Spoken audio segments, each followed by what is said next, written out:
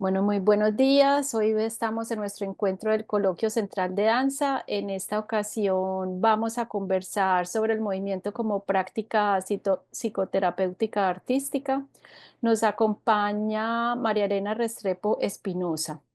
María Elena es psicóloga de la Universidad de Javeriana con maestría en arteterapia de la Universidad de Gaucher en Estados Unidos, maestría en mediación de conflictos de familia y comunidad en la Universidad Católica del Sacro Cuore en Milán y PhD en salud pública en la Universidad Nacional de Colombia, sede de Bogotá. Tiene una amplia experiencia clínica de más de 40 años en Colombia y en el exterior. Tiene experiencia investigativa en salud mental, política pública, consultorías y coordinación de proyectos. Es autora del libro Danza Terapia, una alternativa terapéutica. Bueno, muchas gracias, María Elena. Es un gusto poder contar contigo, conocer todos los recorridos de la danza como función terapéutica, y que nos guíes también en este camino que hay un poco de todo, ¿cierto? En la actualidad. Así que bienvenida y bueno, cuéntanos cómo llegas a la danzaterapia, qué te mueve, cuál es tu pregunta inicial para estudiar danzaterapia. Bueno, buenas tardes a todas y a todos los que están acá acompañándonos. La idea es que puedan sentirse libres. Yo ya voy a responder a la pregunta, pero quiero hacer la invitación de que puedan interrumpir en cualquier momento, que no es una, digamos, una presentación formal. Si bien va a haber, digamos, unas ciertas pautas para organizar un poco la conversación que podemos tener, pues la idea es que ustedes puedan sentirse libres de preguntar, compartir, intervenir, porque habrá cosas que ustedes saben mejor que yo, seguramente. Me ha pasado en muchos escenarios que termino aprendiendo más de los espacios y de las personas. Entonces, sí, respondiendo a Carolina, yo fui bailarina de ballet clásico en Medellín. Nací en Cali, estuvimos viajando. Mis padres eran diplomáticos, fueron diplomáticos durante muchos años hasta que se jubilaron. Entonces, pues toda mi infancia fue como atravesada por muchas mudanzas, países, movimientos, pero cuando ya finalmente aterrizamos en Medellín, yo tenía 7 años, eso como en los años 60 y algo, empecé a bailar ballet. Bueno, yo siempre tuve como una inclinación a moverme, me decían que era hiperactiva, yo creo que sí. eh, a moverme desde prácticamente desde que empecé a desplazarme. Y cuando llegué a Medellín, tenía 7 años, pues entré a un estudio que era de una checa que se llama Lucy Carcas. Eh, Me empecé a formar con ella en el ballet clásico durante prácticamente como todo ese periodo de medio preadolescencia, infancia, preadolescencia. Y luego, pues Lucy viajó eh, y entonces pasé al estudio de Silvia Rolls. En esa época de toro, pero bueno, me formé con Silvia Rolls. Entonces la danza, pues en ese momento el ballet realmente era pues la alternativa que yo tenía en Medellín. Estoy hablando pues como de los años 60, 70, hasta que me vine a estudiar a Bogotá, a hacer psicología en la Javeriana, porque en esa época no existía paradójicamente la carrera de psicología en Medellín. ¿Cómo les parece? En el 76 que yo terminé, estudié en el Columbus School, en la secundaria, no había psicología, sino que estaba muy iniciando en la carrera de psicología en la San Buenaventura. Existía un programa que se llamaba como consejería en la Universidad de Antioquia, pero pues propiamente psicología no era. Ahora pues será como una de las diferencias y precisiones que vale la pena, digamos, como recorrer y ahondar. Entonces me vine a Bogotá a estudiar psicología en la Universidad Javeriana y continué bailando. Bailé con Irina Breshner, bailé con pues su compañero Rafael, con ¿cómo se llamaba el de Trignia Cabellos? Carlos Jaramillo, Cuca Taburelli. Allí digamos como que empecé un poco el proceso de danza moderna.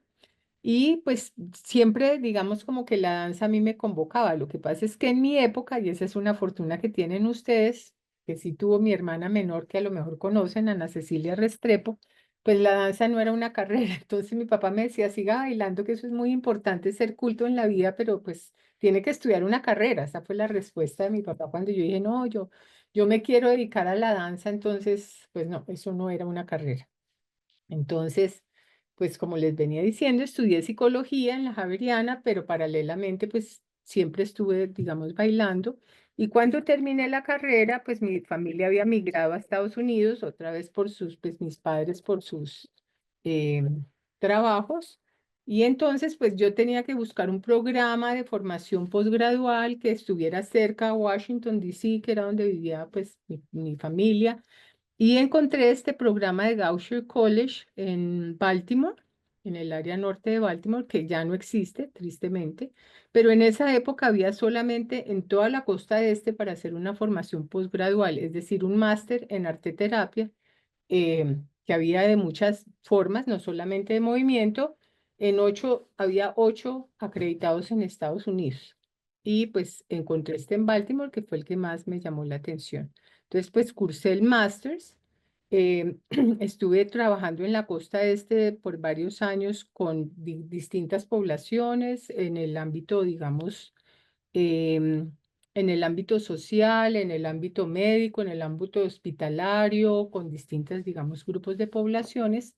Y me vine a Colombia como finales de los 80. Yo terminé el máster en el 87, a finales de los 80, casi 90. Y bueno, aquí estuve como tratando de incursionar mucho tiempo. No hubo como muchas opciones. En la Fundación Montserrat hizo algunos procesos con psiquiatras, con la parte psiquiátrica. Curiosamente, la psiquiatría fue más receptiva para este tipo de intervenciones que la psicología y que otras alternativas. Y después yo diría que el campo se empezó, digamos, un poco a como que la presencia que empezó a hacer en el campo de esta área, de esa relación como danza, arte y psicoterapia, pues por unos procesos como alternativos, mucho más como orientados hacia la catarsis, otros enfoques distintos que realmente pues no eran como, digamos, cercanos a la formación que yo había tenido, y ya pues me metí como por otro lado más social. Por eso hice el tema de la mediación, porque trabajé pues, con población desplazada. Ha sido un tema con las víctimas y la población desplazada, sobre todo con la niñez afectada por el conflicto armado en Colombia, y pues ahí fue como llegué al doctorado en salud pública. Em, no sé si hasta ahora quieran saber algo más, comentarios, preguntas, aportes. eh, Bueno, vemos un recorrido pues que comienzas de la mano de pioneros y pioneras de la danza moderna en Colombia, pues tanto en Medellín como en Bogotá. Pues contextualmente la oportunidad que tienen los estudiantes de hacer una carrera pues en danza como no lo pudiste tú tener en ese momento. Conversando en nuestro encuentro anterior, me hablabas de, pues, de diferentes líneas teóricas de la danza terapia. Entonces, si quieres, comenzamos a hablar por qué es la danza terapia y cuáles son esas rutas teóricas que podemos abordar. yo lo que sí puedo decir es que gracias a la danza, y yo diría que al arte, y ahora voy a explicar por qué pienso que no solamente el campo es solamente danza, sino también arte, cultura, o sea, como una estructura simbólica importante. Yo creo que yo me salvé de la Ritalina, porque si no hubiera tenido eso, yo creo que hubiera terminado medicada seguramente como una niña hiperactiva, como pasa ahora, digamos, con todo este tema también como importante de reconocer en este escenario de todas las intervenciones, porque yo creo que esto va elegido no solamente a que ustedes, las personas que están acá, que sé que de pronto no son todas bailarinas, sino personas que están interesadas también como en entender esta relación del cuerpo y la psicoterapia y la forma de sentirse, tanto como carrera como también como experiencia. O sea, creo que hablamos como en los dos niveles. Hay una persona en sala de espera. em, Ya entonces, bueno, yo de yo ingreso. Yo creo que pues es importante poner en consideración también el tema de la medicalización. y de pues cómo pues esto también, este proceso de la posibilidad de trabajar el cuerpo dentro del escenario psicoterapéutico. Hay otra persona que también está en la sala de espera, Caro.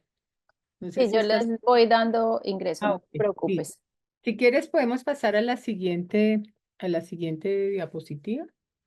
Bueno, entonces mi presentación va a reunir algunos elementos porque me parece importante transmitir como un poco la estructura de esta formación que de pronto se puede a veces confundir con otro tipo de intervenciones y experiencias que yo diría, bueno, hay que también saber diferenciar.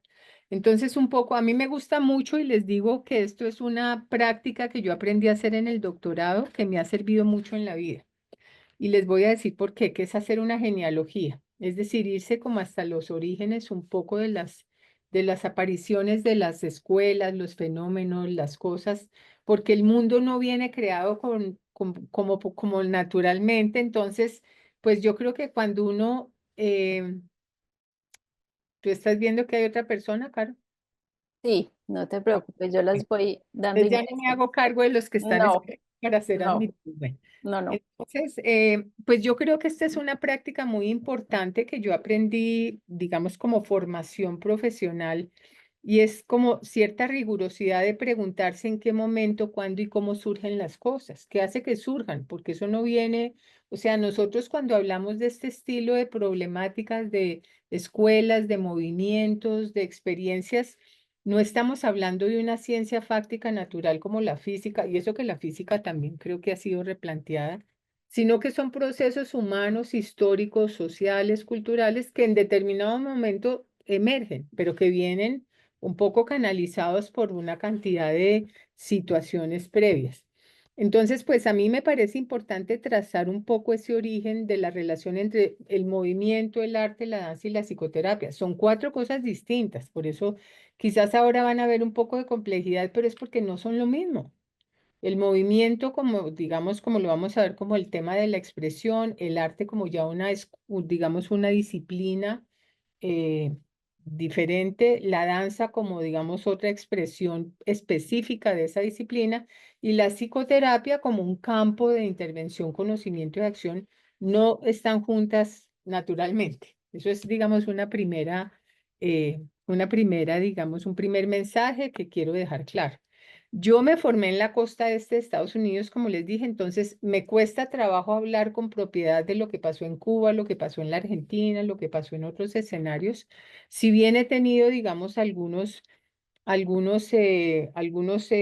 información y algunas experiencias porque he viajado y he conocido, pues no me siento con propiedad de poder hablar de la especificidad y en profundidad, pues de las otras escuelas, la de María Fuchs, la de Alicia Alonso en Cuba, que tuvo, digamos, una perspectiva muy interesante. Pero bueno, puedo hablarles de esto con propiedad y pues los invito y les invito, que seguramente ustedes saben más que yo de otras partes, cómo ven ustedes en relación a esta experiencia, si hay similitudes, si hay diferencias, si hay, bueno, como otras posibilidades de pensar. Bueno, en esto también vamos a ver cómo hay unas relaciones particulares con el desarrollo de la psicoterapia. En el máster que yo hice, había gente que venía desde la danza, no todos veníamos de la psicología. La mitad venía de la danza, la otra mitad veníamos de las profesiones de la psicología o psiquiatría, inclusive había psiquiatras, pero también tuve la fortuna de estudiar con personas de Israel, de todas partes, porque pues eran como los inicios del desarrollo de esto. Entonces, digamos, había gente de Europa, era el inicio y el fortalecimiento del American Dance Therapy Association, de la asociación que empezó, digamos, a formalizar este trabajo, con decirles que tristemente, algo que no he visto en casi 40 años de estar acá, que sería un reto que también les invito a pensar, y es que los seguros, todos los HMOs, el aseguramiento reconocía la intervención del movimiento con arte o de otras intervenciones artísticas en el campo de la psicoterapia, como igual que la psicología, igual que la psiquiatría, igual que la sesión psicoterapéutica, tenía reconocimiento y pago por el sistema de aseguramiento, y lo tiene. Yo tuve, digamos, por eso experiencia en campo, en unidades de salud mental de hospitales mentales, unos conocidos, más conocidos, otros menos conocidos, pero bueno, lo pagaban los seguros. O sea que eso creo que es una invitación a que también, digamos, toda la parte gremial, la parte del reconocimiento del trabajo es algo que está por desarrollarse. Y bueno, yo quisiera dar un espacio que ojalá sientan como, digamos, en propiedad y con tranquilidad y confianza de poder hablar cómo han sido las experiencias de ustedes a raíz de lo que se ha venido como eh, planteando en esto. Entonces, si les parece que está bien, si están de acuerdo con iniciar ya, digamos, como les digo, un poco este esbozo genealógico de cómo empiezan a confluir ahí algunos elementos. Voy a tratar de, por organización, trabajar sobre unos elementos diferentes en cada momento. Pero bueno, ¿cuáles serían como los primeros orígenes? Reconocido, digamos, en la escuela más orientada hacia la intervención del campo de la psicoterapia, y hablo de psicoterapia como psiquiatría, psicología, bueno, todas estas sí, como dicen, profesiones sí. Em, Charles Darwin, pues el trabajo de Darwin es reconocido, uno no se imaginaría como, digamos, el pionero. Me perdonan, pero mi computador me cambió unas palabras en inglés, entonces excúsenme la ortografía, la traté de revisar, pero bueno, hay unas palabras que estoy viendo que quedaron en inglés. Bueno, en el trabajo sobre la expresión de las emociones en los animales y en el hombre, hay un cierto reconocimiento como a un inicio de una idea que naturaliza y también después va a desnaturalizar esa idea entre la expresión como una cosa, digamos, como una estructura instintiva que existe en la naturaleza humana y de los animales, aunque yo diría que sí compartimos, pues digamos, una, un origen expresivo o una necesidad de expresar, que efectivamente en el hombre o en lo humano, más bien, así fue el título de la obra de Darwin, lleva, digamos, como a poder relacionarse con una cierta capacidad que va a llamarse lenguaje y que tiene que ver no solamente con la expresión de las emociones, los afectos, el ánimo, sino también con una construcción distinta que va a tener un sentido interpretativo, pues posteriormente importante. Pero bueno, es curioso que todos y todas los que revisen reconocen que este es el punto de partida, que el llamado de Darwin sobre esa idea de llamar la atención sobre la expresión de las emociones dio lugar a que pudiera no solamente desarrollarse la psicoterapia con arte y movimiento, sino también la danza desde otra escuela distinta, mucho más expresiva, como lo vamos a ver, que la danza clásica o digamos, la danza que se orientaba hacia, digamos, el perfeccionamiento de la técnica. Más o menos, también en el siglo XIX, siglo XX, pues Freud y sus aportes del psicoanálisis han sido otro de los pioneros y orígenes del reconocimiento de todo este campo que va a tener mucha fuerza a inicios del siglo XX, XXI y ahora pues en el XXII pues más, que es, digamos, esa concepción de Freud de que el cuerpo no es solamente el organismo biológico. El cuerpo es una construcción, creo que hay otra persona en la sala de espera.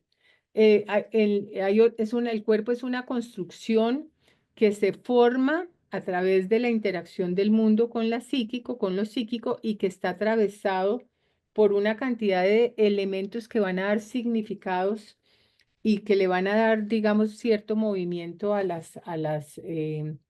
como a la estructura corporal, si lo puedo decir así, en relación con la imagen que tenemos de nosotros mismos, del cuerpo, y que va a tener, digamos, una relación con unos conceptos fundamentales del psicoanálisis, como lo son el instinto, que claramente tiene una base instinto-pulsión, impulso, inconsciente, y bueno, dentro de la teoría inicial de Freud, pues permitían como acceder a una idea de que había, digamos, como que el psicoanálisis se encargaba de entender ese conflicto entre lo psíquico y lo consciente, si lo psíquico es un poco más inconsciente, aunque no es precisamente así de diferente, pero bueno, para poderlo como hacer un poco más entendible, pero que de todas maneras todas, digamos, estos conflictos y estos conceptos fundamentales sobre lo que sería lo psíquico,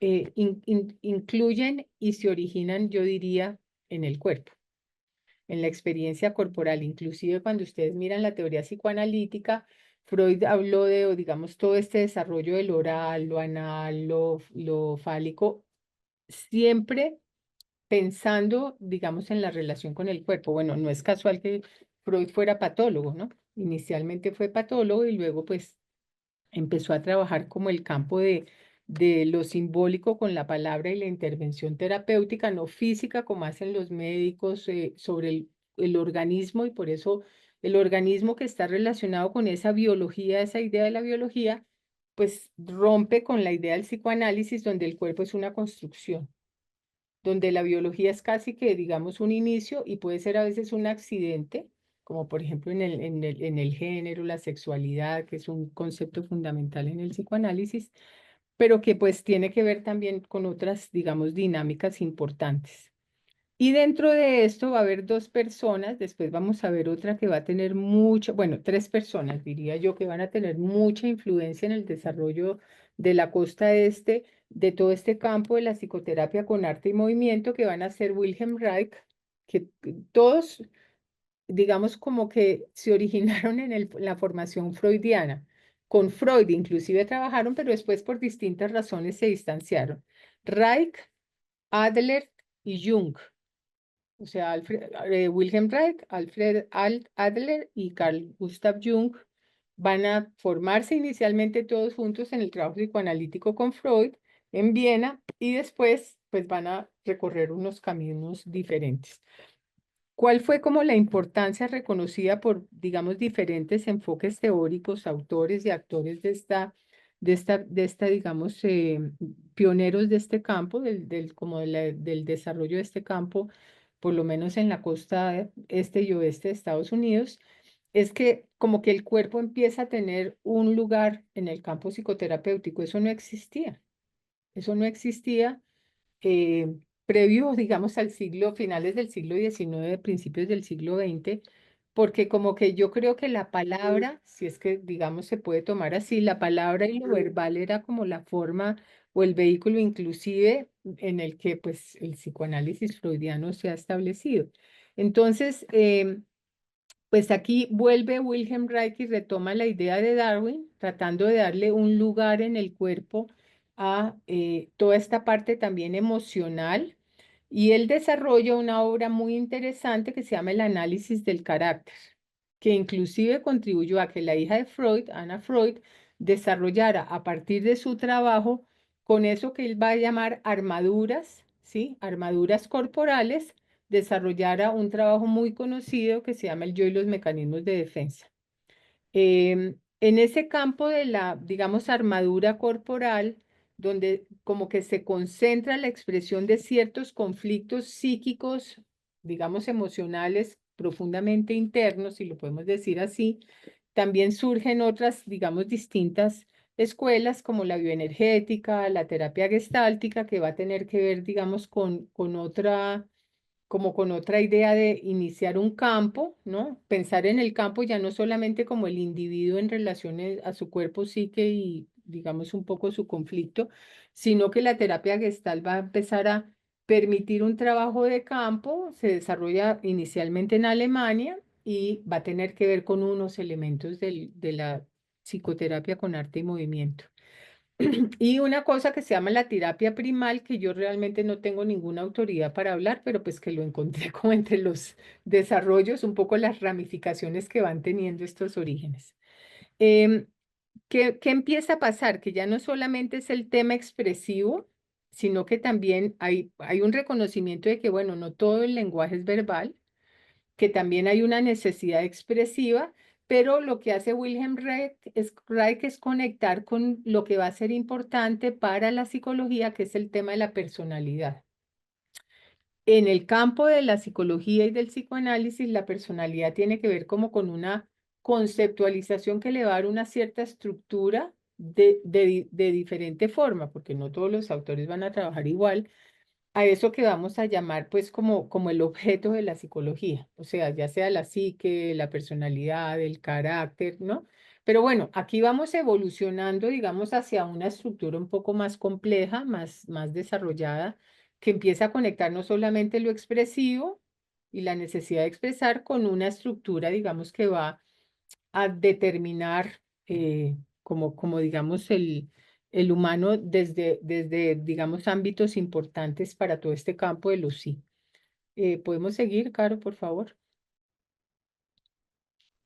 Y bueno, entonces también quisiera como recoger para este periodo que pasó en la danza, que ustedes saben más que yo, pero bueno, hay como una cierta ruptura que empieza a aparecer también como en el arte, con todo el movimiento también de, digamos, también relacionado con el psicoanálisis, todo este movimiento, se me fue la palabra, pero volverá. O me ayudan ustedes que saben más de arte y cultura, el movimiento de Dalí, Surrealista. sí, que también tiene una relación muy importante con el psicoanálisis y es que empieza, Profe, el surrealismo, sí, surrealismo, gracias, muchas gracias. lo Entonces, del onírico. sí, lo onírico tiene que ver con un concepto muy importante del psicoanálisis que es como el tema de los sueños. Los sueños es una de las vías, digamos, entre las estructuras psicoanalíticas, el sueño es una de las vías que puede permitir acceder a lo inconsciente, porque el inconsciente no se puede ver como el cuerpo si uno lo abre, sino que hay que acceder indirectamente al inconsciente de otras formas. Y entonces, como dice Pablo onírico, los sueños, los lapsus, los errores y las equivocaciones van a ser muy importantes para el campo psicoanalítico porque van a permitir acceder a eso que el psicoanálisis, digamos, como entiende como lo inconsciente. Pero bueno, en el campo de la danza, pues hay como un movimiento importante a nivel de romper con esas estructuras rígidas de la técnica clásica, ¿no? Performativa, y que empieza a tener que ver con también una idea como un poco más moderna que yo creo que también tiene que ver como con una expresión individual em, y que busca también como conectarse con esto de lo afectivo, los afectos y los sentimientos a través de lo que llamaba pues la Duncan, la espontaneidad y la creación. O sea, pero bueno, es importante saber que en el campo de la danza no es solamente como ser espontáneo y expresivo, es también crear. Es como a partir de esto también esa creación, que es distinto de la creatividad, la creación artística empieza a ser exigente con otros elementos que no tenía antes, como que la creación eh, se fundamentaba exclusivamente como en una técnica y en una performance, digamos, bastante eh, eh, compleja, pero esta parte como digamos, incluir una cierta libertad, que me parece que trajo el modernismo, pues no existía antes. Y en ese tiempo también hubo mucha crítica, como lo dice Ted Chiang, a lo que eran como los cuerpos de ballet. Inclusive él describía así, es un coro de pateadoras que hacen kicking, ¿no? Como patean hacia la derecha y a la izquierda y como un poco al revés de sus cabezas, quería decir como que, pues detrás como como acá haciendo caso omiso un poco a su cabeza, es decir, había que tener solo cuerpo. Yo lo padecí.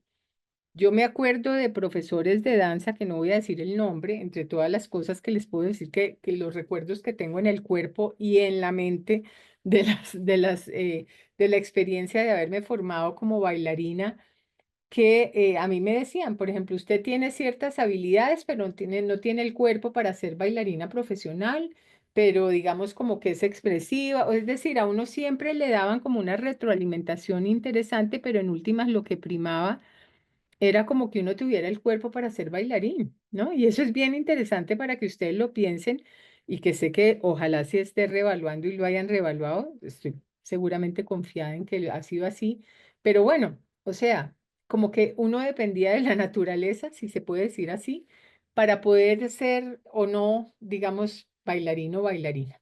Entonces, pues en este siglo XX y también causado por todos los efectos de las guerras mundiales que fueron paradójicamente muy importantes para este desarrollo por varias razones, empieza pues también como a caerse esa idea que sostenía la premodernidad, si la podemos llamar así, pues de que la técnica, de que era la naturaleza física la que permitía que uno fuera o no, de que pues eso claramente la parte, digamos, de improvisación o cierta, digamos, como libertad en la expresión o en la creación se pudiera dar, ¿sí?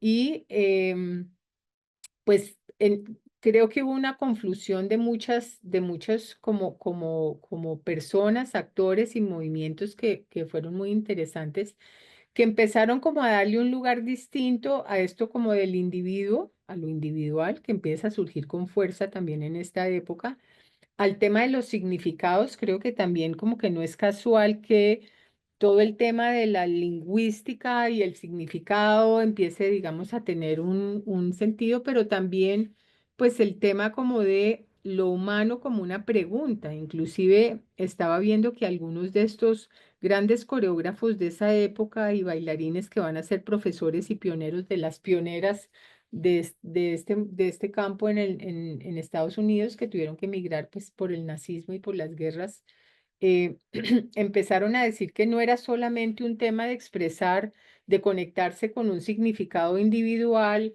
de expresar, digamos, las emociones y los sentimientos, sino que había que también entender lo humano y conectarse con cierta universalidad que permitía también conectarse con los movimientos intelectuales de este tiempo, que como les digo, tenía que ver con el surrealismo y otros movimientos intelectuales bien interesantes.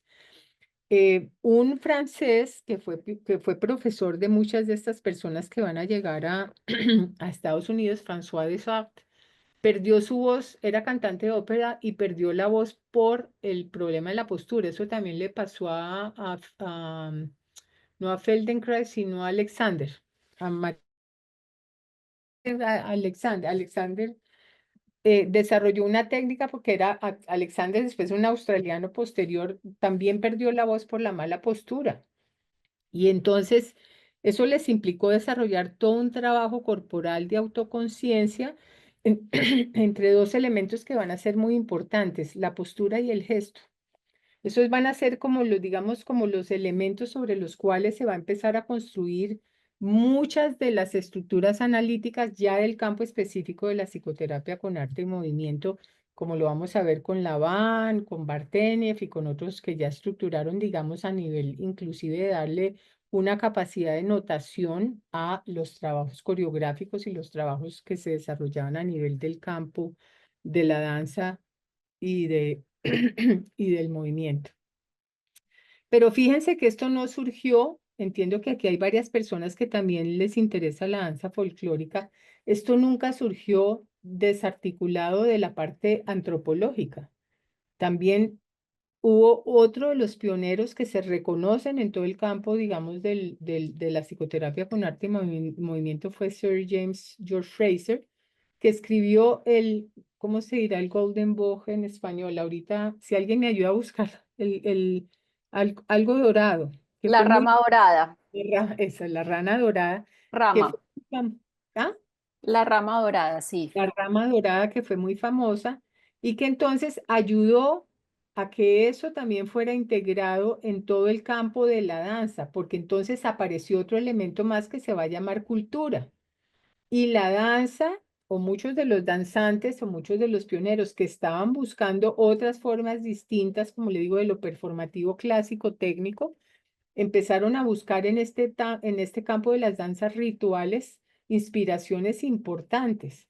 Inclusive uno podría decir, bueno, el trabajo, por ejemplo, de Carmina Burana es un buen ejemplo, ¿no? De cómo, digamos, Karl Orff también se empieza a conectar con esas danzas rituales primitivas. Entonces vamos teniendo, digamos, una riqueza de elementos que están fluyendo y desarrollándose como en el ambiente bastante interesante.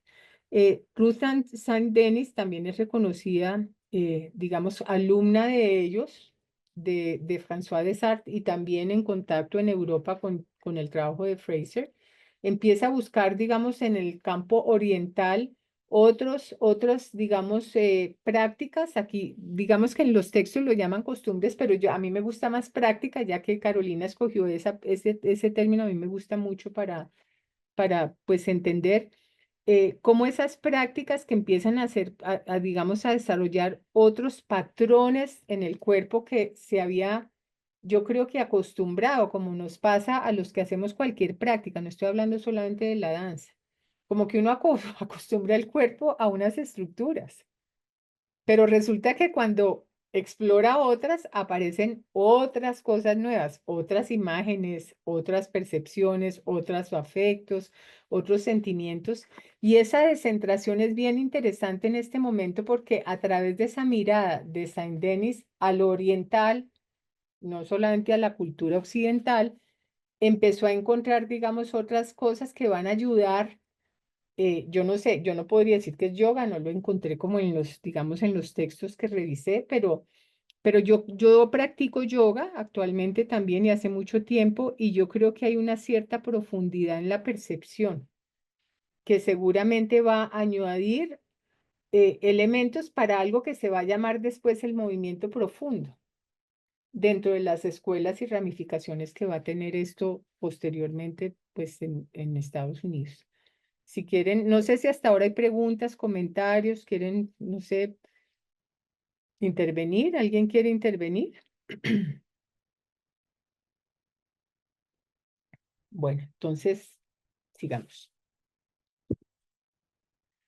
Eh, bueno, Denishan fue una escuela, yo no sé si ustedes que ven historia de la danza seguramente la reconocen, una escuela y Sí. compañía pionera de la danza moderna en Estados Unidos, que la fundaron Ruth Saint Denis y Ted Shawn en Los Ángeles, y ellos después se separaron.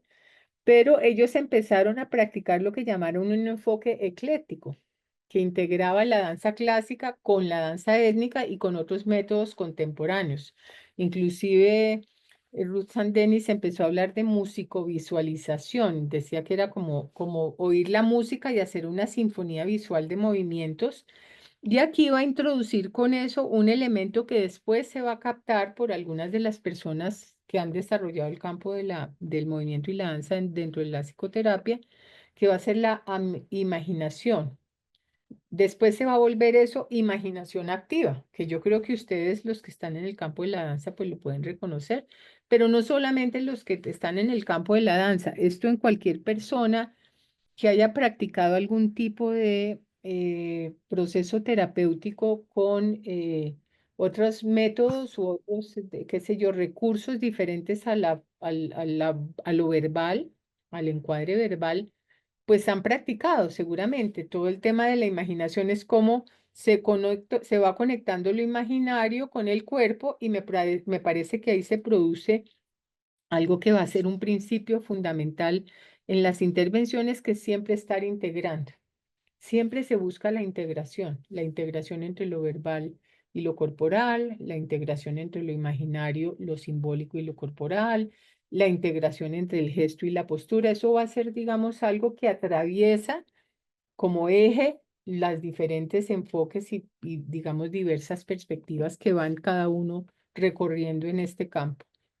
En Alemania, en forma similar, Mary Wigman, pues que fue muy polémica y sigue siendo muy polémica para mí porque ella era protestante por ejemplo, estaba en contra de la homosexualidad y tuvo muchos, digamos, problemas con el tema de los medios de comunicación, si bien toda su práctica fue como más orientada como al purismo, si lo podemos decir, muy en contra también como del liberalismo.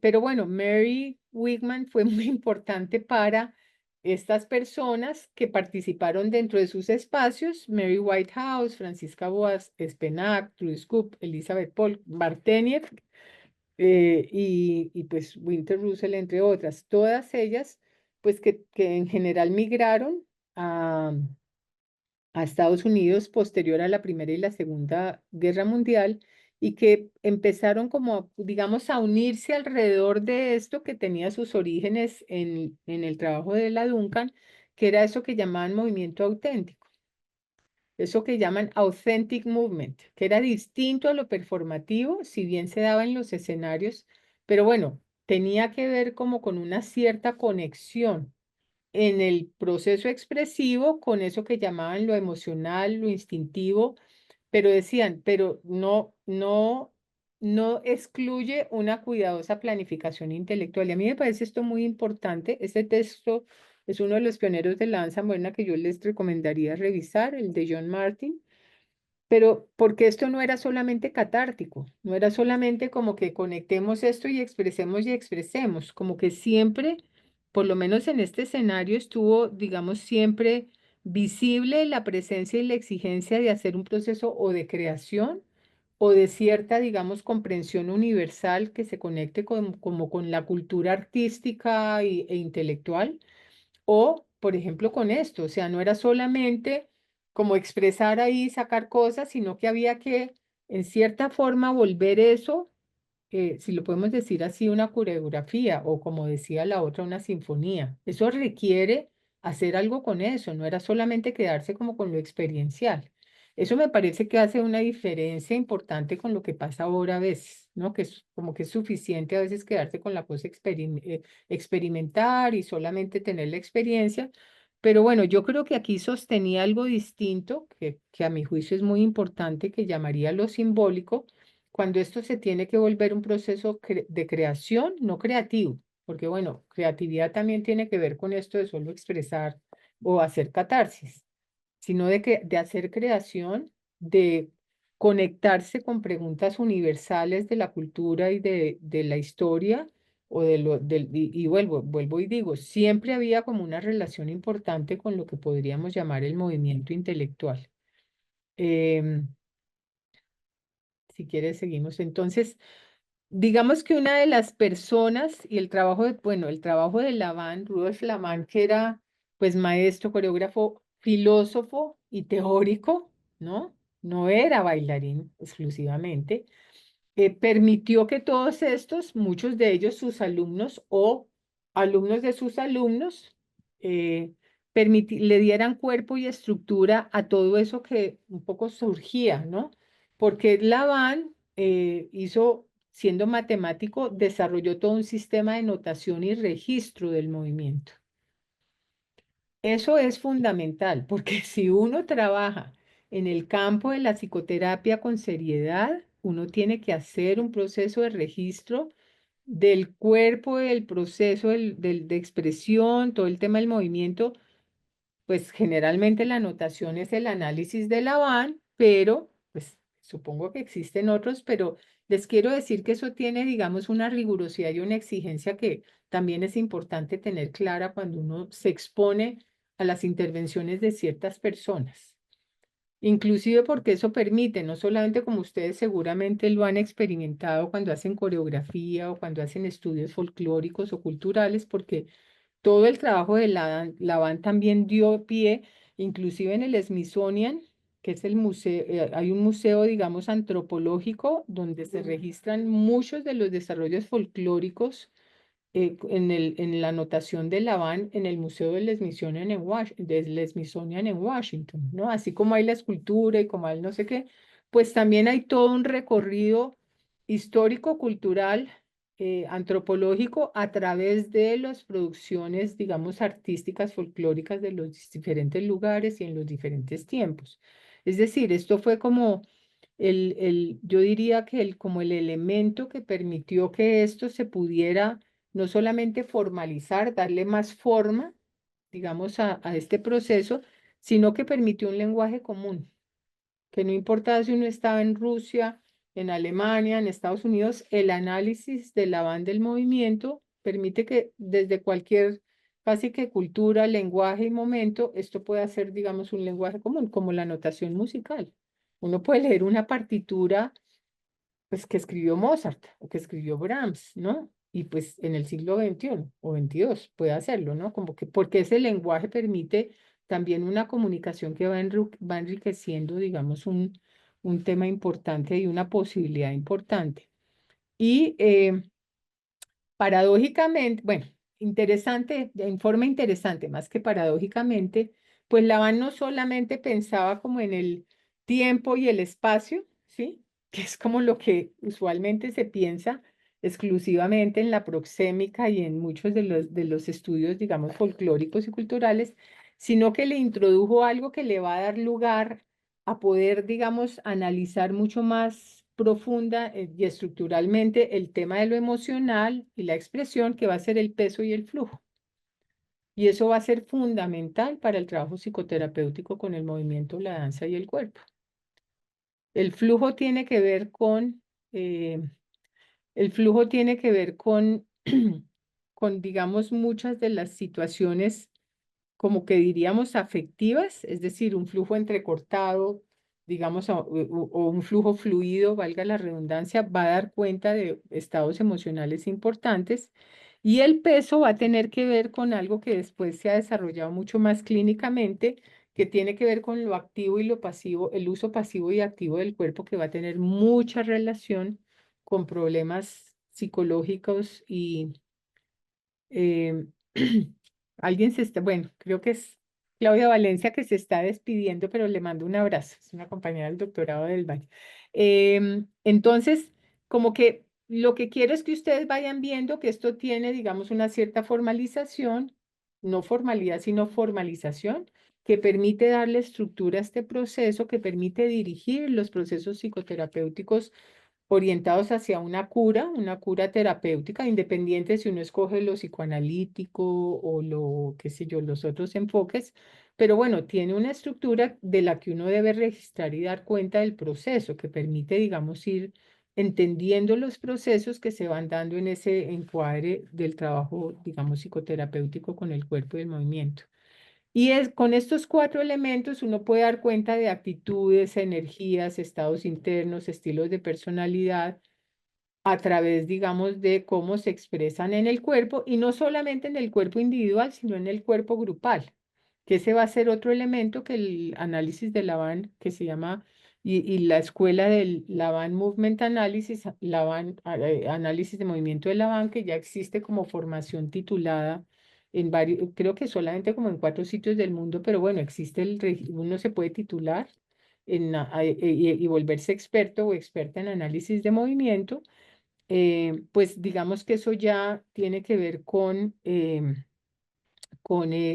esa capacidad de tener, como les digo, no formalidad, sino formalización, que este proceso ya tiene ciertos registros de experiencias que se han documentado y que han permitido empezar a hacer, digamos, análisis e investigación entre, digamos, ya trastornos clínicos, condiciones importantes y estos elementos también, digamos, del cuerpo y, como les digo, también del cuerpo grupal, porque generalmente estos procesos se hacen, estas intervenciones se hacen en grupo.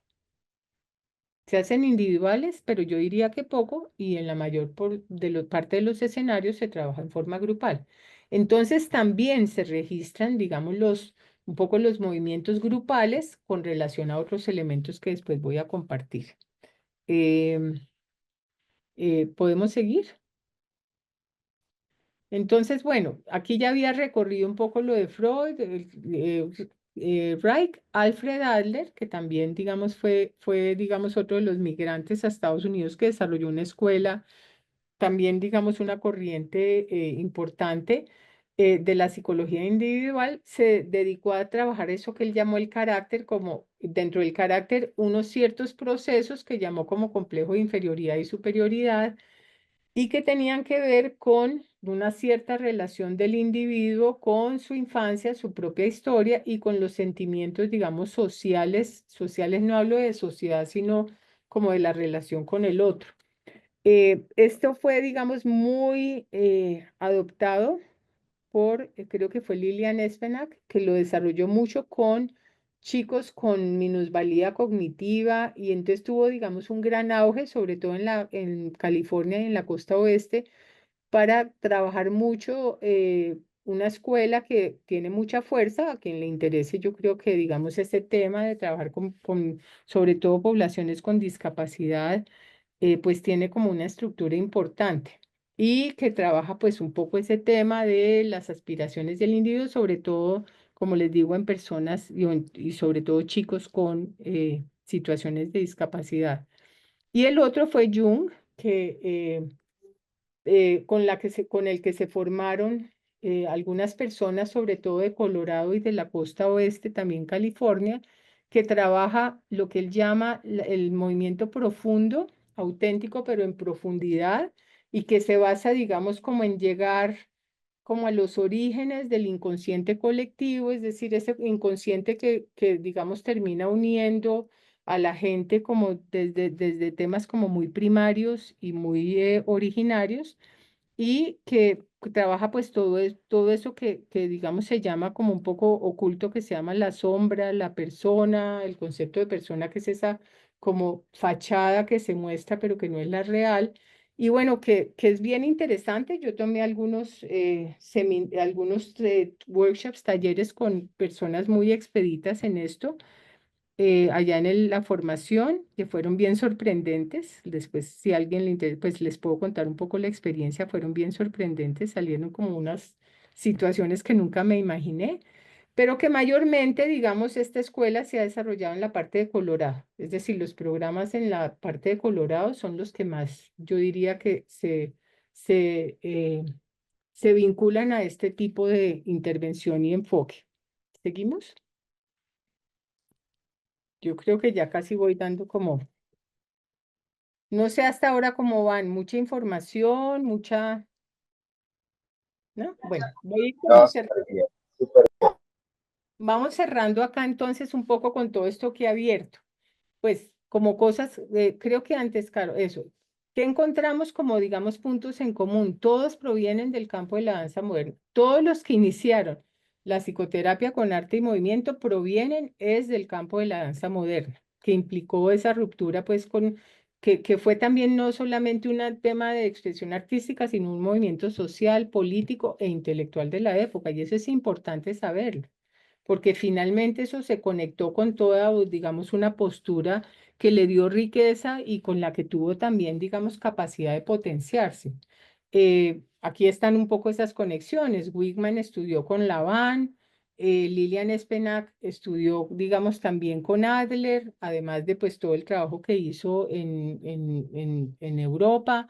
Marian Chase, que fue la que empezó a trabajar en el hospital de Saint Elizabeth's, él venía también de Europa. Ella empezó a trabajar contratada por un psiquiatra muy famoso de Saint Elizabeth para que trabajara, para que hiciera algo con los enfermos crónicos, que a raíz, le decía Caro, que a raíz paradójicamente de la invención o de un poco del descubrimiento de la farmacología, podían hacerse cosas distintas y empezaron como a tratar de hacer cosas diferentes con los enfermos crónicos que llevaban institucionalizados en un hospital mental hacía años, con esos que llamamos crónicos, y, y que además se expandieron con el tema de la guerra, porque pues eso, digamos que es una constante. En épocas de guerra, pues las necesidades de salud mental empiezan a crecer exponencialmente y claramente, pues los recursos es uno de los temas que tenemos ahora en Colombia importante, con todo lo que pasa a nivel de los conflictos armados. ¿Será que seguimos pensando en las estructuras, digamos, tradicionales del enfoque individual, ya sea psicoanalítico o cognitivo o qué? Como que estos grandes fenómenos empiezan a generar, digamos, unos requerimientos en el campo de la atención en salud mental, si es que eso podemos llamarlo salud mental, pues que van a ser un reto y que superan también, digamos, superan las posibilidades que tenemos como recurso en el campo ya no solamente de la danza, sino digamos, de la atención de la atención mental. Y entonces ahí empiezan a confluir también unas posibilidades y desarrollos que vienen dándose en la danza, en el campo de la danza y el arte y el movimiento intelectual, y unas necesidades específicas que empiezan a surgir, y que son manifestadas por, digamos, ciertos psiquiatras que tienen cierta sensibilidad y que, como les digo, que con la farmacología encontraron que estas personas podían tener cierta contención y capacidad de hacer algo distinto. Entonces a Marian Chase la contratan en el Saint Elizabeth, ella empieza a hacer el proceso con Moreno en el psicodrama y empieza a trabajar un poco la estructura del psicodrama, pero con el movimiento y el cuerpo, es decir, como que desarrollar una temática, expresar y luego, digamos, procesarla.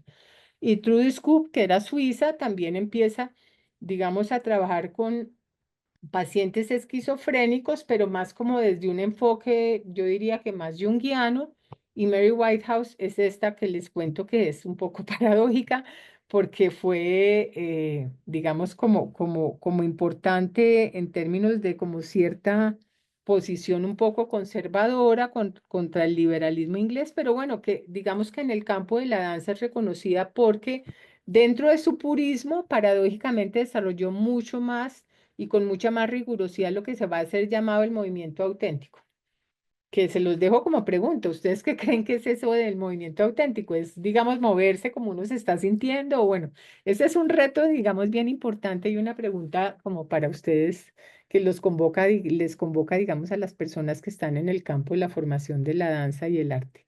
¿Qué es eso de la autenticidad? Me parece que eso surge y en muchos de los, digamos, de los recuentos que he revisado de los autores y autoras y de los siempre, digamos, esto de la profundidad y la autenticidad está ahí jugándose como un tema interesante y yo creo que eso tiene que ver con algo más de lo expresivo que hemos visto, digamos, como en los inicios. Ahí ya hay como un reto y una invitación a desarrollar algo que todavía yo diría que no está muy bien declarado, pero que se logró, digamos, experimentar bastante en este tiempo. ¿Mm? Eh, Sigamos. Y bueno, finalmente, ¿cuáles son los principios que pueden ser comunes? Como les digo, hay diferentes versiones muy específicas y singulares dependiendo de la historia de cada una de las personas que en cada una de estas corrientes y áreas desarrolló su escuela. Pero bueno, rompe con la idea de la modernidad del dualismo mente-cuerpo. Digamos aquí, eso es una unidad psicofísica, no hay, digamos, esa división. El cuerpo y el movimiento son expresión de estados emocionales, es decir, se sabe que hay una conexión entre lo que el cuerpo expresa, lo que el movimiento dice, si se puede decir así, y el estado emocional, que es importante porque yo creo que cuando uno danza nunca tiene esa como esa conciencia de que lo que está moviendo o lo que está, o qué sé yo, lo que está performando, está moviendo cosas emocionales. Me parece que eso, digamos, es un tema importante y que cambios, a su vez, a la inversa, cambios que uno hace en el movimiento y en el cuerpo, también se cree que producen cambios en la psique y también, digamos, promueven bienestar y salud o malestar también, ¿no? Como que a veces no es solamente una sola dirección, que claramente eso tiene que ver no solamente con la expresión de lo emocional, sino con afectos, afectos y sentimientos. ¿Cuál es la diferencia con eso? Que de todas maneras, cuando uno habla de afectos y sentimientos, ya está, digamos, incorporando un análisis moral, un análisis ético, un proceso, digamos, psíquico de conflicto, que puede generar conflicto o no. Es decir, ya tiene un proceso más comprometido, si lo puedo decir así. Y que si bien la catarsis, digamos, en cierta forma de como sacar lo inconsciente, dejar que emerja eso que está reprimido, son inherentes pues como al proceso físico de la expresión, ¿no? Aquí, digamos, no puede ser solamente eso. Esa es la diferencia con la bioenergética o con, no sé si cuando hablan de la terapia primal tiene que ver con eso. Aquí siempre hay que pasar a hay que conectar lo imaginario y lo simbólico. Siempre hay que pasar a lo verbal, la experiencia o algún tipo de registro simbólico. Si uno no, pues de pronto no es hablar, es pintar, es construir una palabra o un texto o un gráfico o una... Pero bueno, generalmente es un principio compartido por todos y muy importante saber que eso no se puede quedar en el cuerpo. Eso tiene que pasar a otro tipo de procesamiento. Y que entonces, digamos que ahí también hay, y el último elemento que también es como reconocido más recientemente, ya como con otras intervenciones, es el tema de la comunicación no verbal, que tiene que ver con la relación con la cultura, la naturaleza, el otro, con también, digamos, esto que ha posibilitado la danza desde los inicios de su historia, que es como la conexión con lo sagrado, con lo espiritual, ¿sí? y que ha permitido, digamos, como también construir un puente importante entre el individuo y la cultura, el individuo y la comunidad, el individuo y la sociedad, y que ha permitido hacer intervenciones como en contextos sociales, de guerra. Por ejemplo, en la época en que yo estuve, estaba el conflicto de Nicaragua a flor de piel y había mucha gente que viajaba, pagada por seguramente USAID, no sé qué empresa era o qué organismo, hacer procesos grupales, pero tratando de hacer esto, restablecer los vínculos que estaban rotos, restablecer, digamos, una posibilidad de darle lugar digamos, a tramitar esos duelos, ¿sí? Pero entonces aquí en este campo uno está buscando conectar, volver a conectar, no solamente integrar gesto, postura, peso, fluido, etcétera, para que eso, digamos, se integre, que es lo que uno buscaría, digamos, en términos terapéuticos, sino que integrar también como a otros niveles, como les digo, integrar esos individuos con la cultura, con la comunidad, con la sociedad, con otros escenarios que permiten restablecer, digamos, como los vínculos en situaciones de conflicto y de ruptura importantes. Eh, si quieres, seguimos. Esto ya está dicho. Y perdónenme, el tema es que este computador, yo trato de hablar en español y yo no sé por qué el PowerPoint está en inglés, entonces estábamos como ahí en discusión. Y bueno, lo que quiero decirles es que pues esto se da a nivel de posgrado, que hay una formación en movimiento, en todo el análisis de movimiento y expresión, que tiene que implicar un conocimiento del desarrollo humano, de la psicología, de la psicopatología. También hay que saber sobre manejo y dinámica de grupos y sobre arte y cultura. Mi pregunta, María Elena, es, ¿qué significa para la población joven el arteterapia en esta era digital? ¿Hay una diferencia entre la arteterapia en otras generaciones?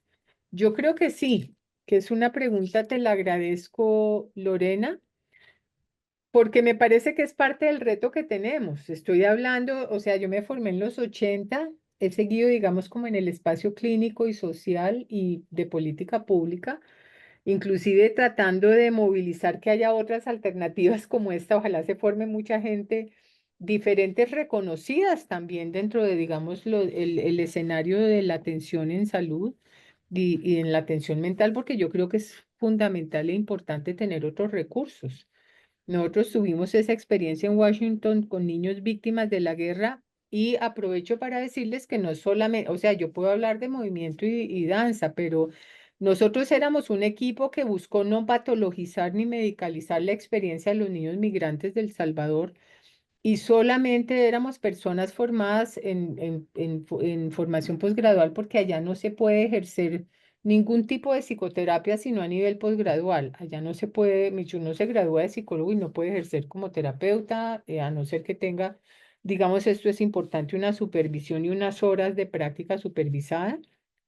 Y pues esto, digamos, en danzoterapia con un máster. Con psicología lo mismo, en cualquier otro enfoque uno debería tener una formación posgradual y además de la formación posgradual, una cantidad de horas prácticas para poder ejercer, por ejemplo, práctica privada y eso. Y esa es una forma también de proteger la intervención sobre las personas. Eso es importante que ustedes también lo sepan, que de todas maneras hacer intervención clínica sin tener, digamos, cierta experiencia, ciertos requerimientos, pues es exponerse también a veces a situaciones complejas. Entonces, yo creo que lo que tú dices, Lorena, es un reto, cómo esto que pasó en ese momento se puede en cierta forma usar o entender y posibilitar y potenciar lo que ahora pasa. O sea, es una de las tareas, lo que tú mencionas, es una de las tareas que tenemos, como ahora que los lenguajes incluyen no solamente lo que teníamos antes, sino que ahora hay toda una, digamos, capacidad, pues eso nos está permitiendo reunirnos en distintas partes. La que se despidió, Claudia Valencia, es la directora del posgrado en salud colectiva en enfermería en la Universidad del Valle. Ella está en Cali, ustedes están en Medellín, yo estoy en Bogotá. Pues bueno, estos son los recursos que no se podían dar hace 40 años ni 30 años. Seguramente ellos tuvieron otros retos. Yo creo que es una de las preguntas, ¿no? Que hacer como con la actualidad, qué elementos podíamos reconocer de la vida actual y de la actualidad que pues nos permite entender qué posibilidades tenemos también de incurrir y de intervenir campos que de pronto hemos sentido desconocidos, ¿no? Entonces, no, bienvenida a la pregunta. Bueno, Claudia se despidió. El movimiento auténtico, este es de Dayana Padilla. El movimiento auténtico se sabe que está relacionado con la psicología enfocada en toda esa expresión del movimiento espontáneo y la conciencia corporal, teniendo presente que es una improvisación en movimiento. Es cierto, Dayana, es completamente cierto. Esto solo se da digamos, en el contexto de la improvisación. Pero bueno, yo creo que sigue siendo, aunque entiendo esos elementos son los que describen los textos y digamos, los registros que hay pues, de estas experiencias que hubo en esta época. Yo no sé si, yo no creo que toda expresión sea movimiento auténtico. Yo por lo menos siento que hay una diferencia entre el campo expresivo de la improvisación y cuando se puede hablar exclusivamente de autenticidad en el movimiento, no lo sé. No lo sé, pero yo creo que eso tiene que ver con ya un proceso, y ahí puedo hablar como desde un proceso más, digamos, desde el campo de lo psicoterapéutico, y es que cuando uno se puede desprender de ese otro que espera que uno haga las cosas de una forma y haga las cosas de otra, o que yo debo performar ante el otro, o montar, digamos, la escena de que sé, no sé, de que me muevo así, de que soy experta o no experta, eh, cuando se da el tránsito como en que uno se puede desprender de lo que llamamos la demanda de ese otro que está ahí como fantasma o real, ¿no? Yo creo que sí podemos empezar a conectarnos como con una interioridad importante. Yo creería que ese tránsito hay que darlo cuando uno habla de autenticidad, ¿m? Y que no es tan fácil. No es tan fácil desprenderse de ese otro interiorizado que está calificando, y ahí se me olvidó un principio, pero que ya voy a recoger con esta pregunta o este comentario de Dayana, que es muy importante, o de Martín, que tienen que ver con poder pasar de ese paso a como a cierta, digamos, autonomía de la mirada del otro, del juicio del otro, de la expectativa del otro, ¿no? Yo creo que la autenticidad pasa por, digamos, una cierta ruptura, si lo puedo llamar así, con eso, con ese fantasma de que el otro me demanda, no sé, eso, ser perfecta, hacerlo bien, poner el pie así, en punta, para, no sé, hacer la postura bien. Y pues hay un tema también común que se me olvidó incluir en la presentación, que te pido, Caro, me la envíes para poderla corregir porque tiene muchos errores de ortografía y de escritura, antes de como hacerla pública. Pero bueno, hay un tema importante entre los principios, y es que no hay juicio, no hay juicio de valor, no hay juicio moral, no hay juicio ético, hay una escucha. Este es un proceso donde se escucha y donde uno, si está, digamos, haciendo el proceso, no solamente dirigiendo el proceso o la intervención, digamos que lo primero que tiene que tratar de hacer en la construcción de crear el escenario es quitar el juicio del valor de que eso está mal o bien. No hay mal ni bien. En esta condición y en esta situación, en estos escenarios, no hay mal o bien. No hay ese juicio. Eso es lo que yo llamaría el juicio moral. Aquí no existe. Es lo que es lo que uno siente, es la realidad, es lo real, ahí sí se puede hablar así, ¿no? Entonces, ese, digamos que es una condición importante a la que me llevan lo que me han, digamos, aportado Martín y Dayana. Me gustaría preguntarle, Juana, pregunta si las experiencias con la danza clásica también la motivaron al estudio de la danza. Sí, claro, fueron las que, o sea, yo inicialmente solo tenía, digamos, la formación en danza clásica, y yo ya sabía que quería hacer algo como, digamos, en el campo de la psicología clínica, porque estudiaba psicología, con el arte. Yo tuve un tío psicoanalista que murió hace un año, que escribió un libro que para mí fue fundamental cuando yo estaba estudiando psicología. Él se llamaba Óscar Espinosa Restrepo, de Cali, psicoanalista que trabajó mucho sobre el tema del arte, y él escribió un libro que se llama, pues existe, creo, Dominación por la educación, liberación por el arte. Y para mí eso fue fundamental.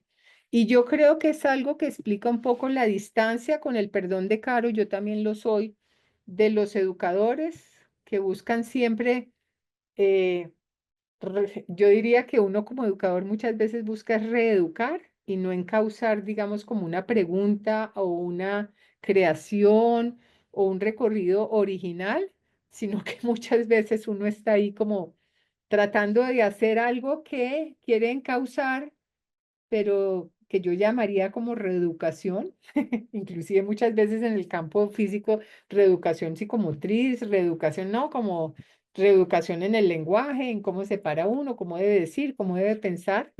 Y bueno, yo creo que eso hace una diferencia interesante. No sé si aquí está Lady, creo que alcancé a ver a Lady, Lady González, no sé si estaba, me parece que ya no.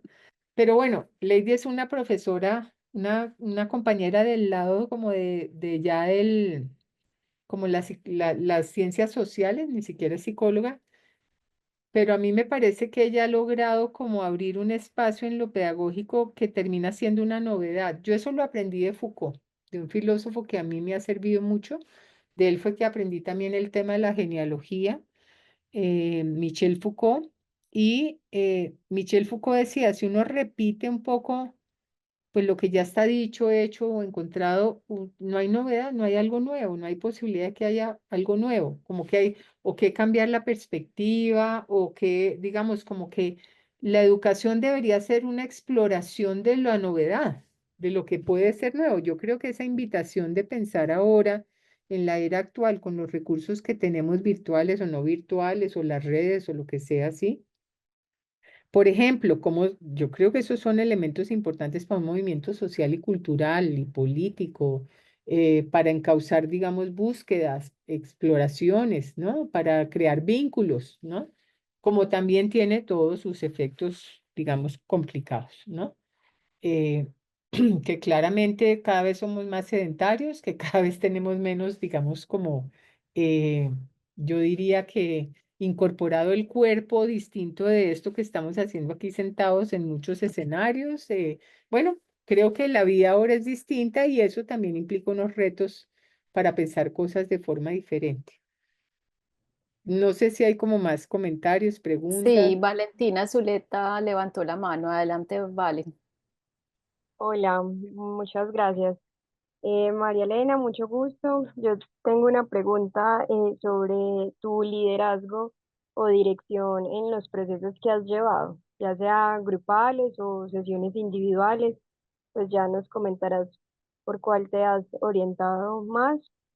Y es en cuanto a qué bases utilizas de danza, ya sean somáticas, contemporáneas, si siempre está ese espacio antes o después del diálogo, ¿cierto? De la palabra, o llegas directamente al cuerpo, al movimiento. Pues quisiera saber cómo es tu liderazgo en estas sesiones. Gracias.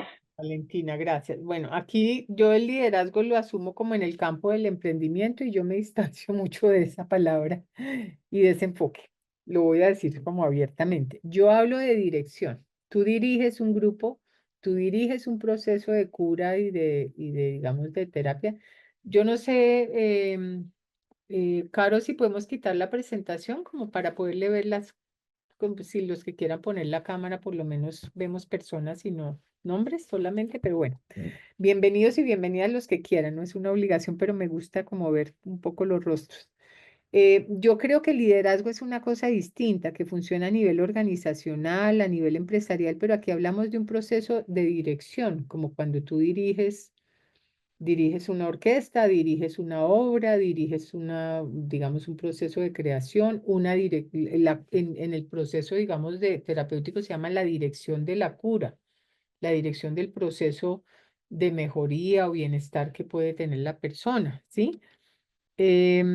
¿Qué quiere decir eso, Valentina? Una responsabilidad muy grande, porque finalmente como que tú tienes que saber que todo depende de ti, pero todo depende en el sentido de que tienes que saber cómo invitas, cómo provocas, cómo potencias, cómo, digamos, intervienes o no intervienes. O sea, son decisiones complejas que llevan a que tú tomes decisiones diferentes según, digamos, lo que estás tratando como de promover, ¿no? Em, pero claramente tanto el proceso de acompañamiento como el proceso grupal del desarrollo de la intervención que estás haciendo dependen de ti. Eso significa que tienes que estar a cargo del espacio, de la organización del espacio, de las personas que van a ir. Debes tener cierta información. Por ejemplo, esto es muy importante, se los digo, que yo veo que hacen a veces talleres sin conocer qué gente va a llegar, ¿no? Mínimamente, qué expectativas hay, qué capacidad, digamos, de procesamiento, y ahí también te respondo. Generalmente hay una estructura, un warm-up o un calentamiento que tiene una parte física y una parte eh, psicológica, bueno, una parte física que se hace en conexión con el estado de ánimo, con las expectativas, con los temas que le están inquietando, ¿sí? Una parte del desarrollo que tiene que ver con una temática y una, digamos, como correspondencia del desarrollo de esa temática a nivel físico y corporal. Hablo de físico porque también incluye desplazamientos, relaciones con los otros en el grupo si estás manejando un grupo, ¿sí? Pero uno desarrolla una temática que emerge en ese calentamiento que se hace, emergen unas temáticas y con el grupo, si estás en grupo, decides cuál, digamos, vas a desarrollar. Y esas temáticas pueden ser infinitas, pueden ser temáticas personales que tienen que ver con las relaciones, temáticas, digamos, universales, que hoy vamos a hablar sobre los nacimientos, sobre la muerte, sobre, bueno, no sé, que elige el grupo y que en la que cada uno en cierta forma se reconoce, ¿sí? Y luego siempre hay, digamos, como un cierre. Tú empiezas, digamos, cuando ya más o menos has desarrollado la temática a invitar a los cierres, tanto físico como de ir ya como cerrando el proceso que cada uno está haciendo, como digamos, temático. Y luego siempre hay un espacio para procesar que tiene por lo menos mínimo media hora, 45 minutos que permiten de entender lo que eso produjo en cada uno o en el grupo, en términos del entendimiento, lo que se conectó, lo que quedó suelto y falta todavía como por depurar, lo que movilizó en algunos, que también, digamos, no todo el mundo se moviliza igual y hay personas que tienen necesidades especiales, hay personas que necesitan ahí que estés atendiendo porque se les están movilizando cosas complejas, ¿sí? Entonces, pues tú tienes que estar a cargo. Eso no quiere decir que lideres, porque liderar yo creo que es encauzar hacia un camino que uno ya tiene preestablecido. Aquí no existe eso. Aquí se acompaña y se dirige el proceso. Se dirige, pero en el sentido de encaminar el proceso, más no de llevar a la gente donde uno quiere. Eso no es lo que uno busca en estos escenarios. ¿Mm? Claro, es una gran diferencia además porque dependiendo del encuentro de los pacientes y sus condiciones, puede ser como más difícil el manejo. ¿Nos quisieras compartir alguna experiencia compleja o difícil que recuerdes que tengas ahí presente, digamos, en algún grupo o en alguna sesión? Sí, sí, bueno, puedo compartir una, compartir una muy compleja que tiene que ver con lo que se puede movilizar y fue en un escenario en un hospital mental de Washington con pacientes crónicos. Bueno, eso requiere cierta seguridad para que sepan, uno tiene que tener un timbre, generalmente uno debe tener un enfermero o una enfermera o un coterapeuta porque pues son personas que pueden en cualquier momento, digamos, perder un poco la contención. Y yo estaba haciendo, no sé por qué no entró el enfermero o la enfermera que debía acompañarme. Y yo dije, no, pues no voy a retrasar el grupo. Tenía mis personas, digamos, enfermas mentales, la mayoría con psicosis, con, digamos, diagnósticos de psicosis. Y ellos empezaron, había muchos, en esta unidad, había muchas personas de origen pues afroamericano, como llaman, ¿no? Como y entonces ellos empezaron como un poco a trabajar ahí como un escenario de como una cosa muy arcaica, como de unos reyes, declararon a unos reyes y a otros y estamos haciendo pues como el escenario donde se ubican los reyes, el rey, la reina y la danza alrededor, como muy parecida.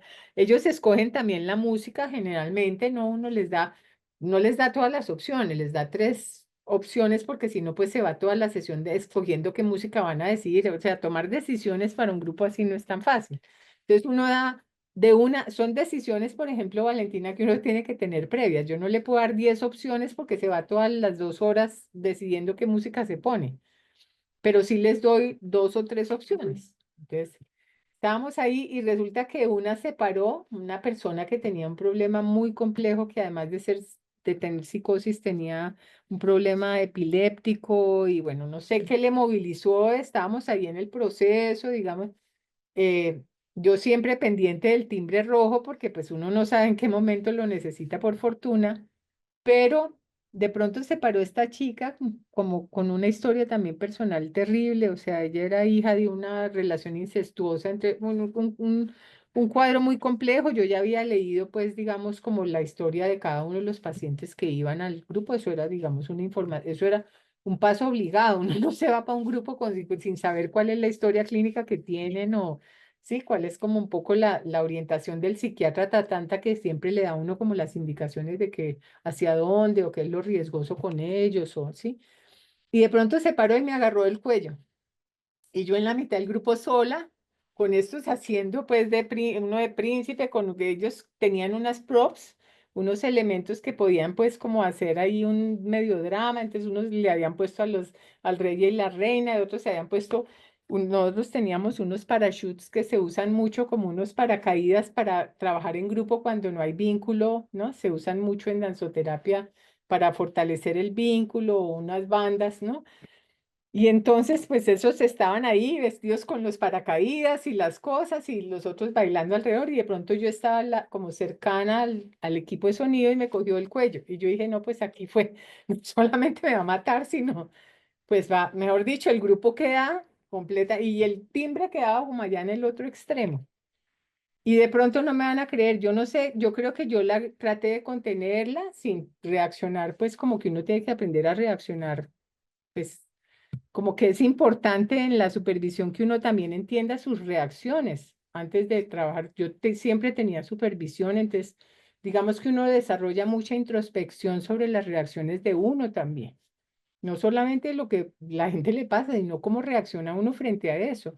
Y eso le permite contener y controlar las reacciones de uno también. Entonces yo me contuve, yo dije, bueno, pues finalmente aquí yo no puedo salir gritando ni enloquecerme, ¿no?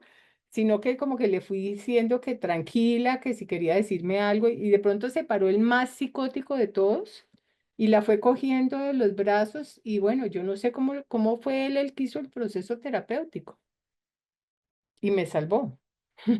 Realmente ese fue el que me salvó, ¿no?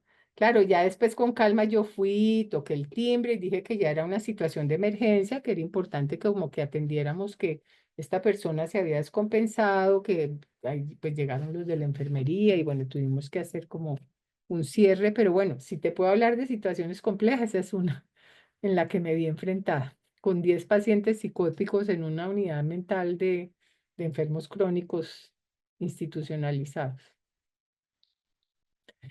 Lo que me Bueno, enseñó que nunca podía confiar, digamos, como nunca podía ser tan confiada de que si no, o sea, uno piensa, ay, ¿para qué voy a necesitar el enfermero? Ay, ¿para qué? No, o sea, tú no sabes nunca, por más que estés enterada, cómo va a reaccionar la gente o cómo puede reaccionar la persona ante tal situación. Y ese es uno de los, digamos, de las cautelas que uno siempre tiene que tener.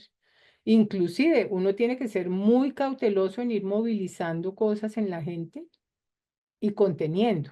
Esos procesos donde movilizan y dejan a la gente como un poco, como digo yo, con todo afuera, son muy, muy problemáticos. A mí me parece que hacen más daño que realmente digamos, mejoría.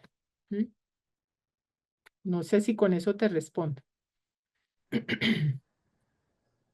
sí, Valen Sí, respondió. sí, muchísimas gracias. Ujú. Bueno, Anit había levantado la mano y Pero, Daniela Ruiz también ajá. tenía una pregunta. Entonces vamos con Anit y luego Daniela. Yo creo que así cerramos. Ujú. Mi pregunta es, nosotros como docentes en formación, ¿cómo nos situamos pues desde ahí?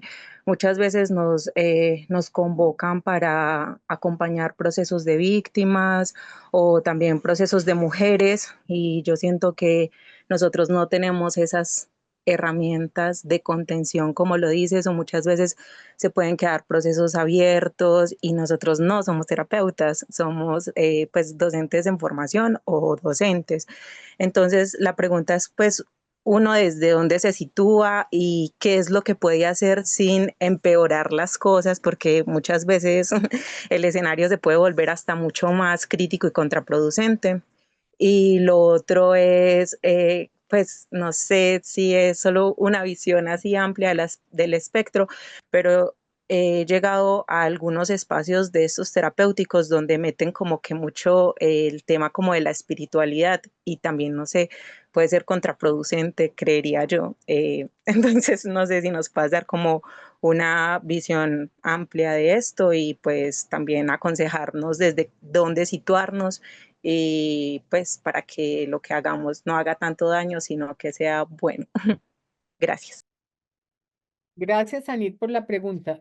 Uno es que, pues, yo no creo que se pueda hacer ningún proceso así sin tener alguna formación mínima, tanto en psicopatología como en manejo de grupos, group therapy, lo que llaman terapia grupal, que tiene todas sus dinámicas, mejor dicho, manejar inclusive hay terapeutas y personas formadas en psicología que no saben manejar un grupo en forma terapéutica, o sea, estoy hablando en forma terapéutica, porque ahí aparecen unos, digamos, unos escenarios donde está la persona que monopoliza, la que no participa, las dinámicas de resistencia, o sea, hay una cantidad de dinámicas de grupo que es importante conocer antes de exponerse a una experiencia de esas y que permiten en cierta forma yo creo que lo que yo me podría decir en esa experiencia que le compartí a Valentina, es que yo hice un buen trabajo de grupo. Es lo único que me salvó.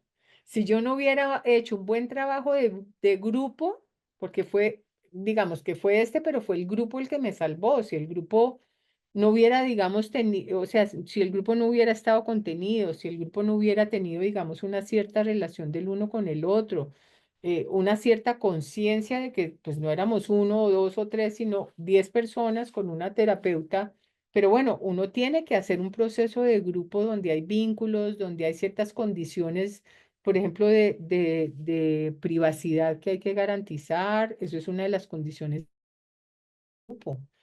Tú tienes que tener la certeza de lo que se mueve ahí, se moviliza ahí, no sale de ahí, nadie lo va a ventilar y para eso hay que hacer un trabajo previo. Entonces uno, digamos que no se arriesga hacer un proceso de movilización hasta que no conoce el grupo, hasta que no ha reforzado los vínculos, hasta que no tiene un encuadre claro, donde está claro que no hay juicio, que hay privacidad completa, que quien no cumpla con eso no puede seguir siendo parte de ese grupo terapéutico. O sea, ¿sí? Y el grupo contiene, créeme que el grupo contiene. Entonces, por ejemplo, un trabajo muy claro y una conocimiento importante sobre lo que es el trabajo en grupo y las dinámicas que se pueden, y un poco el manejo, lo que implicaría el manejo del grupo, que no es el liderazgo, sino el manejo del grupo. Cómo se maneja un grupo para que trabaje, cómo se maneja la resistencia, qué tipo de personas le ayudan digamos, a movilizar, qué tipo de personas le ayudan a contener. O sea, es el mismo grupo el que le permite a uno tener, digamos, como el recurso. Dos, siempre hay que hacer esos procesos con supervisión. Siempre que uno dirige un proceso, sobre todo un proceso de esa índole, tiene que tener un supervisor o una supervisora con el que uno está o la que uno está decantando el proceso cómo va. Por todo el tema de la transferencia y contratransferencia que hay ahí, que lo pueden emproblemar a uno también. Pero además que tienen que ver con el cuidado de uno, es que también la parte emocional de uno hay que cuidarla. Entonces, digamos, esa es una condición que siempre nosotros teníamos que cumplir en todos los procesos de formación, digamos, y de prácticas que teníamos. Siempre teníamos que tener supervisión. y no solamente donde dábamos cuenta del proceso que hacíamos, como lo que les estoy diciendo con el grupo, sino de cómo nos sentíamos, qué nos movilizaba. A mí me tocó, yo le comentaba a Caro, una enfermera psiquiátrica que había matado a su mamá y la había cortado en pedacitos y metido en una bolsa de basura. Y yo tenía que trabajar con ella. Como tenía que trabajar con uno que había asesinado a no sé quién y con los que Fidel mandó en el buque de Mariela a Estados Unidos que estaban todos lobotomizados, o sea, y eso también produce efectos y emociones en uno y también digamos como que es importante que eso lo reconozca uno y que uno sepa, pues, con quién puede trabajar y con quién no puede trabajar. Uno no puede trabajar con todo el mundo, no tiene la capacidad tampoco ni tan plástica, ni como si uno fuera, pues yo me adapto a cualquier, no, o sea, yo, por ejemplo, ya en este momento yo tengo muy claro con quién no puedo trabajar y con quién sí puedo trabajar. Por ejemplo, a mí me ubicaron en una unidad de personas, de padres que tenían relaciones incestuosas con sus hijos e hijas, y yo dije, no, yo no, aquí, pues no me siento necesito que me cambien de lugar, yo no puedo trabajar, o sea, ni moral ni éticamente me siento en capacidad de ser la terapeuta de este grupo de personas.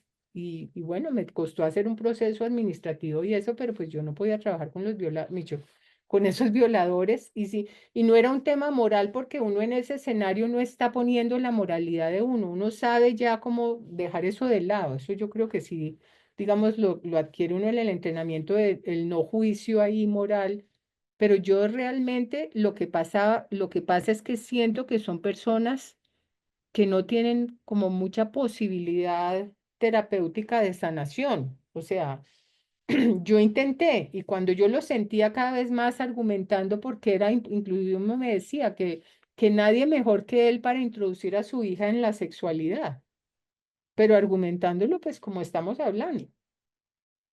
Claro, todos estaban presos allá en la unidad psiquiátrica pues con problemas, digamos, delictivos. Eh, pero yo la verdad, más allá de lo moral, es que sentía que yo creo que, pues, yo me le agacho el sombrero a las personas que trabajan con las sociopatías porque yo no veo mucha, yo siento que son muy frustrantes porque yo no creo que hay mucha posibilidad de cura ahí. Ese es, digamos, como el tema, no es moral, sino que hay ciertas patologías que para mí son un reto porque yo no veo mucha posibilidad de cura o de transformación. Entonces, eso se vuelve muy frustrante porque uno trabaja mucho, uno se moviliza, a veces también uno se desgasta, pero bueno, desgastarse inútilmente, les digo que es una de las cosas más duras que uno puede sentir en este trabajo. Sentir que uno pedalea y que hace todo y que finalmente pues como que no logra ni siquiera como lo mínimo que podría esperar, es muy difícil emocionalmente y muy frustrante para uno como terapeuta o como, digamos, orientador también. Y eso hay que cuidarlo porque a mí me parece que eso afecta, o sea, deja huellas importantes cuando uno como que ya empieza a desesperanzarse de lo que puede lograr con el trabajo, pues yo creo que empaque y vámonos un poco, ¿no? Pero sí, yo creo, Anit, que una es eso, otra es tener conocimientos mínimos. Por ejemplo, hay un enfoque si están trabajando con víctimas. A mí me gusta mucho un libro que les recomiendo mucho, que no patologiza ni medicaliza el problema, de, de una antropóloga que trabajó en India, Pakistán, que se llama Vinadas, Veenadas, Vinadas, Das se escribe. Y ella trabajó como con víctimas de la guerra en el conflicto que ahora se está reeditando de India a Pakistán.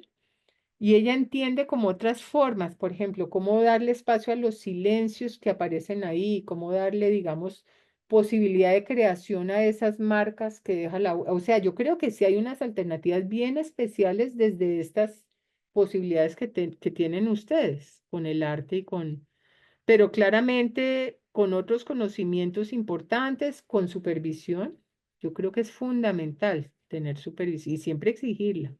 Dentro de los proyectos, que ustedes tengan una persona que a ustedes, los que están haciendo las intervenciones, les haga, digamos, un proceso no solamente, digamos, emocional, digamos, entender todo este tema de contratransferencial que uno recibe, pues, sí, sino también como de explorar a través de, digamos, esos escenarios donde se comparte lo que cada uno hace, lo que moviliza, también cómo se pueden plantear otras opciones, ¿no? Como que de ahí también sale algo de creación. ¿Mm? Sí. Mm, Muchas gracias, María Elena. Y en esas posibilidades, Martín Caro escribe, la danza o el movimiento me han ayudado a más que dar una clase de danza a personas con discapacidad, me han ayudado a que ellos reconozcan cuál es su capacidad de movimiento para la creación en danza y además para tomar herramientas para incluir rutinas en su cotidianidad. Muchas gracias, Yo, Martín. yo creo, Martín, Sí, Martín. yo creo, Martín, que tú tocas con eso un elemento muy importante y es que ustedes son creadores. No se les olvide, o sea, no son repetidores. Y yo creo que en ese sentido el arte, como les decía también lo de Foucault, es que aquí hay creación, aquí no hay solamente, como yo veo muchas veces en la psicología tristemente, que es como la repetición de una estructura que se pone a prueba igualmente en todos, o sea, ¿sí? Aquí hay creación. Cada encuentro con estas personas es un acto de creación para ustedes. Es un reto, hay algo nuevo que surge de eso. En eso yo reivindico este trabajo, como les digo, en contraste con otros más ortodoxos de todo ese mundo, sí, psiquiatría, psicología, psicoanálisis, sí, donde pues yo no veo esa capacidad de creación que sí hay acá. Pero también hay que tener cuidado con eso, porque de todas maneras a veces uno en la creación se dispersa mucho y no encausa. Explora, explora, explora, explora y no encausa un proceso, entonces se pierde un poco también en la dispersión. Hay que tener cuidado con la dispersión. El propósito que nos hablabas de integrar, pues al final recoger e integrar. Ujú. Bueno, María Elena, yo sé que estás también con el tiempo muy contado, pero podemos dejar esta conversación que ojalá no sea ni la primera ni la última hasta acá. Te Ujú. agradecemos mucho por compartir la experiencia, por mostrarnos esta genealogía de entrecruzamiento de movimiento, terapia. De acuerdo, ojalá se repita. Hay mucho más por conversar. De también de darnos ese lugar distinto, tanto en la docencia como en el acompañamiento, de liderar y dirigir y guiar, y de cómo ser cuidadores y también exigir cuidados en estos escenarios terapéuticos de ambos lados. Entonces, pues no siendo más, te agradezco mucho. A todos que asistieron también, la participación estuvo muy, muy dinámica y bueno, que se repita, como dice Muchas Martín. gracias, Caro, por la invitación y a todas y todos por su presencia, por sus preguntas, por sus intervenciones y bueno, me parece que sería chévere tener un próximo encuentro. Claro Y que sí. Y te recomiendo, antes de divulgar Mm, la pista, que me la mm. mandes para poderla corregir, porque no tuve mucho tiempo como para detallar después en los errores, entonces sí quiero como arreglar todas